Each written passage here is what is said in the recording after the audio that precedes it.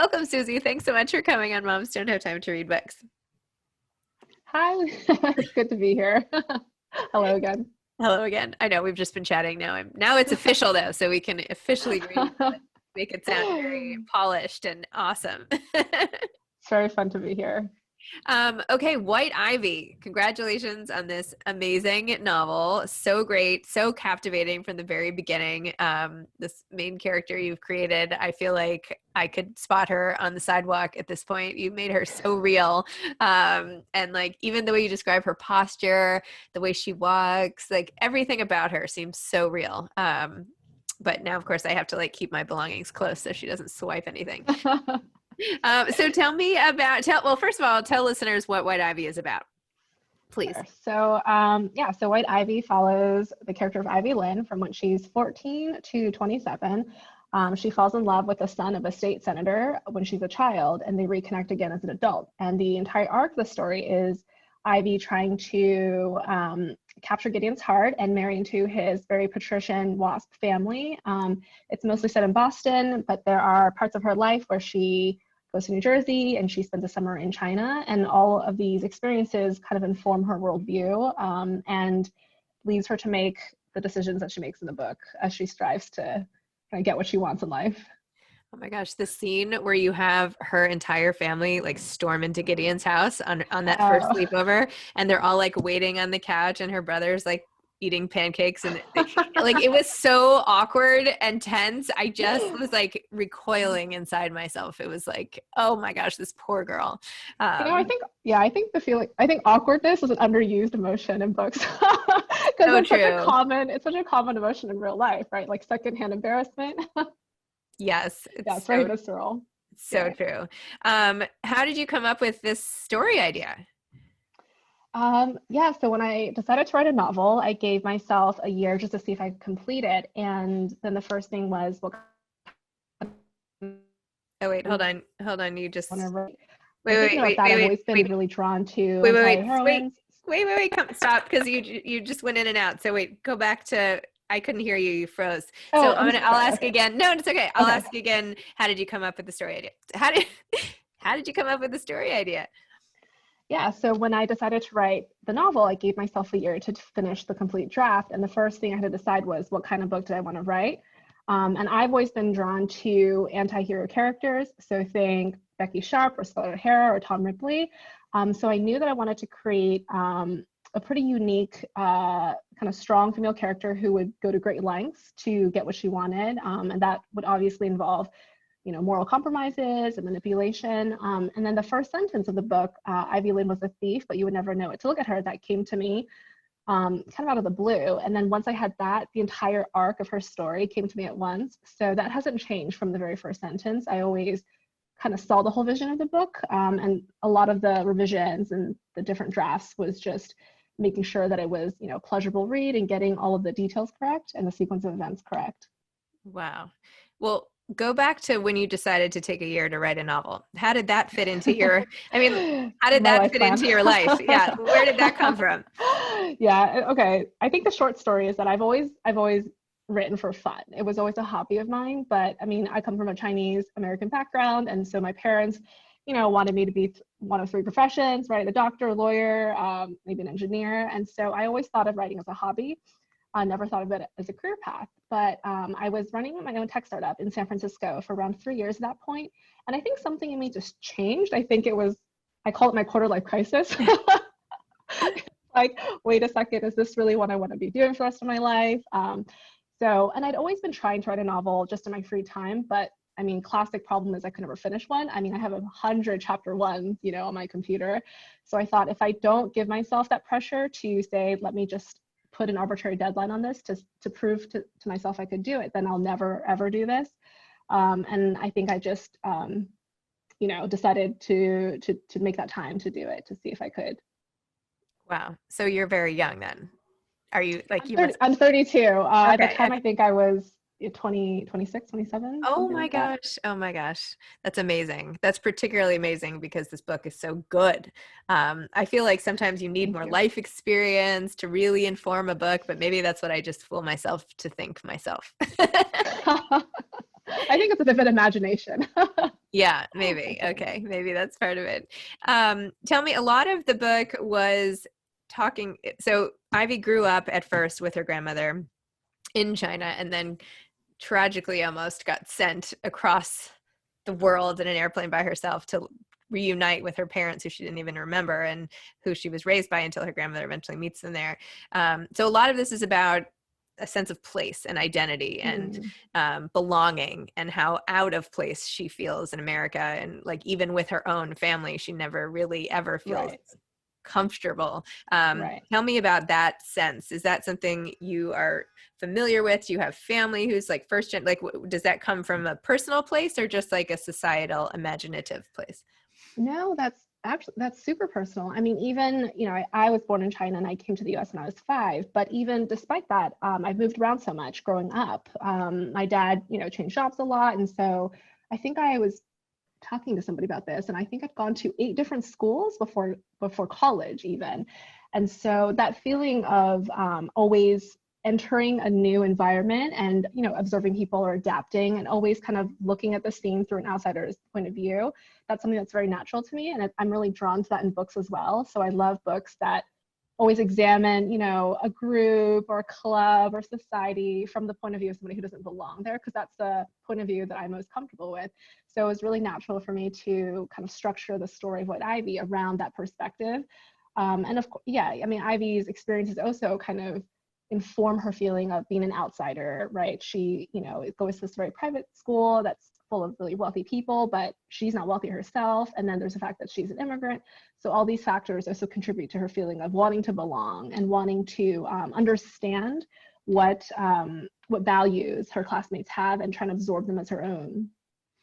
The way that you wrote about her first immersion into this new lifestyle when she's walking around Gideon's house, not to keep coming back to the scene, but and just looking as he is casually like, that's our summer cottage, and this is, and her just being like, what? It's neat to see her. You could like feel her her eyes widening and all of that. So what does it feel like to have this book coming out into the world? Like, are you so excited about it? Like, how does it feel? Honestly, it's just been such a strange year. Like, I feel like in normal times, it would be very much, you'd be out about the world and I could, hold the book and see people in real life. But I don't know, this year has been so strange. So even all the feedback I'm getting, it really is just through the internet, right? Or Zoom calls and things like that. So it feels in a way I'm isolated from the effects of it having come out. I mean, it hasn't come out yet, but just from the early readers and reviewers. So in a way, I'm glad because of that, because I feel like it makes it feel less distracting.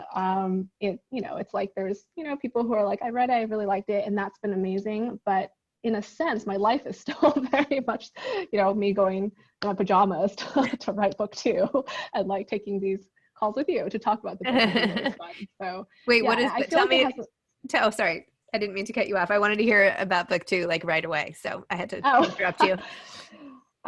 Yeah, I'm sort of like 2/3 in, so I feel like I'm not going to describe it really well. I'm still in the weeds, but essentially it kind of talks about the same themes. Like, I realize I'm still really interested in the theme of reinvention. It's about a couple, and it also spans around a decade, and it's set between US and Beijing, and it kind of tackles the Chinese entertainment industry, and it talks about people's different agendas. So those are the themes I find myself drawn to, this constant identity politics and comedy of manners and observing a strange society with an outsider's eye.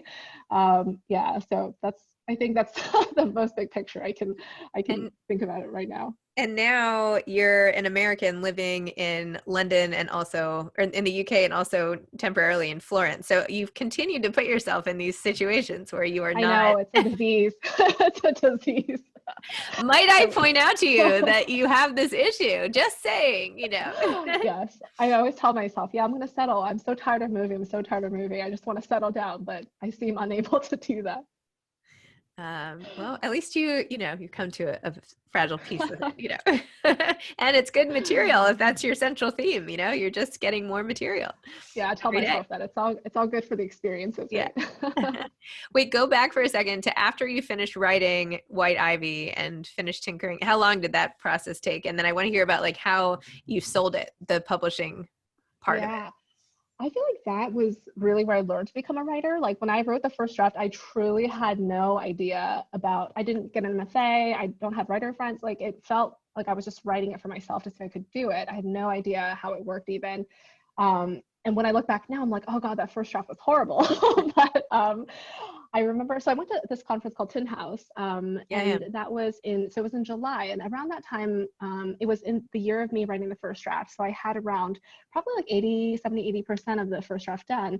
And they had agents come to Tin House and actually sat down next to Jenny, who is now my agent, but it was completely coincidental.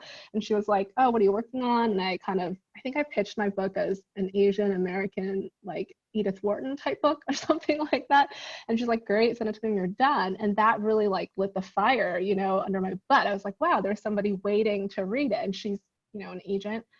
So around October, actually it was Halloween. So a few months later, I sent her the complete first draft, and I had done my research, right? It was like what to expect. And I assumed that it would be, would go back and forth on revisions, but she read it in one day and she emailed me back the next day and was basically like, oh my God, can we meet up? I was living in New York at the time.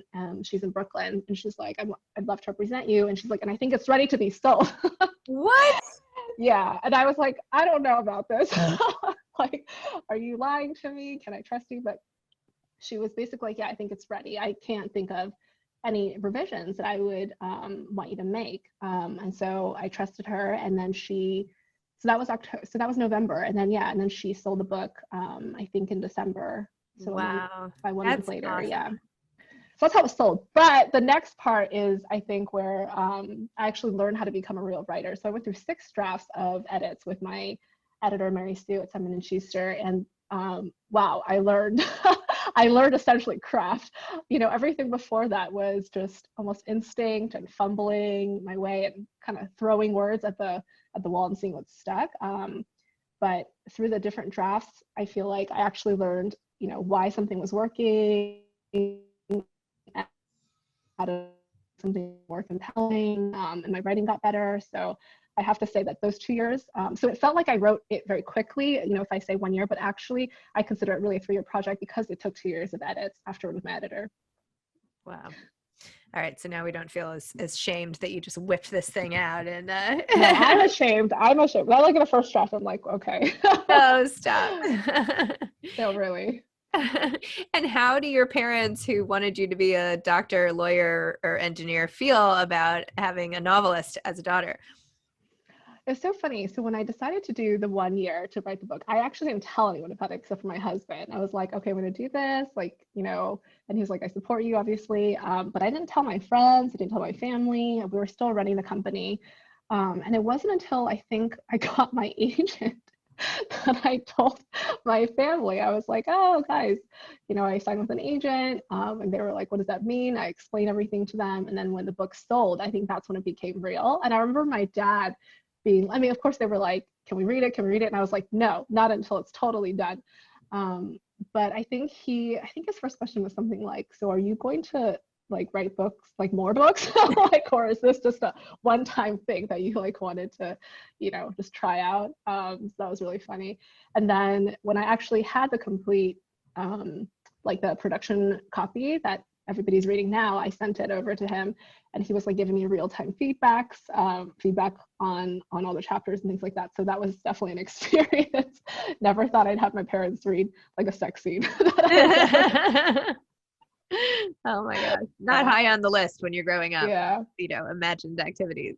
Yeah. So is your husband a senator's son, or did you have to do some research into making that, into depicting that character? Definitely did research. I actually hate research, so I'm like an extremely lazy researcher. So my copy editor had a lot of work. She would like fact check things for me and be like, I think that was actually one of the issues. It was like there was a difference between a state senator versus just a senator, and so had to change a lot of the details. A lot of Googling. Yeah. And what was your tech company? What did it do? It was called visceral. So actually taught people how to build web apps. So when I graduated from pharmacy school, I also was like, oh, I hate pharmacy school. I don't want to be a pharmacist. So I actually moved out to San Francisco at the time to work in tech. And I ended up starting a company because I taught myself how to code. And then I understood the resources that were available. So then I thought these aren't that great at the time. And so, yeah, I started a company that essentially they do videos. So we did videos that teaches people how to build things like Etsy or Yelp, so people could launch their own startups. So cool.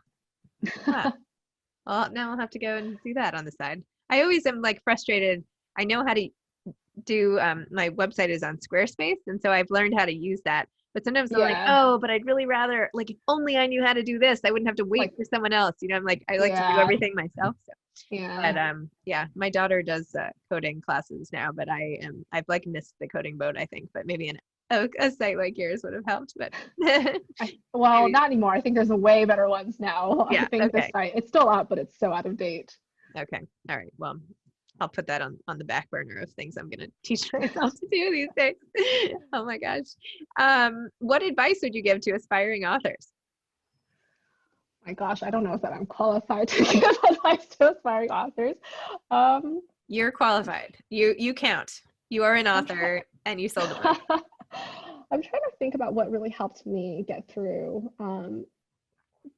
just the slumps. I think one thing that really helps me get through, because I'm the sort of person where like I always need to understand the vision of what I'm writing because that's what pulls me through the bad writing. And also when you get tired of certain things.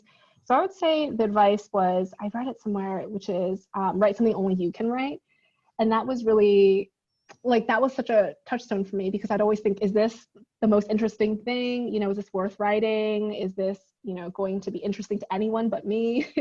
So, during all those times of doubts, I would always think, okay, but at least nobody else can write this specific book, with this specific vision. And that made it worthwhile for me personally. So I would say that one really got me through a lot of the hard times. And I think the other advice actually came from my agent, which was just to think about writing as like the long term as a marathon, not like a sprint. I think I have a really I tend to work in really intense spurts where I just want to get it done. And so I have a really impatient personality. So for me, it's like, oh, I just want this over. I want, this finished. But it was kind of calming down and looking at it from a long-term point of view. What kind of stories am I going to be interested in writing? What ideas do I have, and jotting those down? So kind of not being in such a rush and not giving myself so much pressure to, have it perfect the first draft or the first time around, and to kind of look at it like a marathon. Good advice. Excellent. Awesome. Well, well, thank you so much for chatting about your book and for the great book and the great read. And, I half expected you to look like your character. So, but you don't at all. You're very pretty and, Thank you. One of the questions I always get from my friends is always like, oh, is that you on the cover of the book? I'm like, no, clearly you don't know me that well. So I actually haven't seen the cover yet because I read it online. I got like the okay. pre-advance, Yeah, when you see it, it's not yeah. me. Okay. All right. I'll tell you. Now I have inside information as to what you really look like. All right. Well, I hope next time we see you, or you'll probably be living in like 5 other countries, and but maybe if you ever breeze through New York, I'll cross paths with you. Yeah, hopefully when all this is over. Yes, exactly. Thanks for having me. All right. Thanks for coming. Okay. Good luck with Bye. lunch. Bye-bye.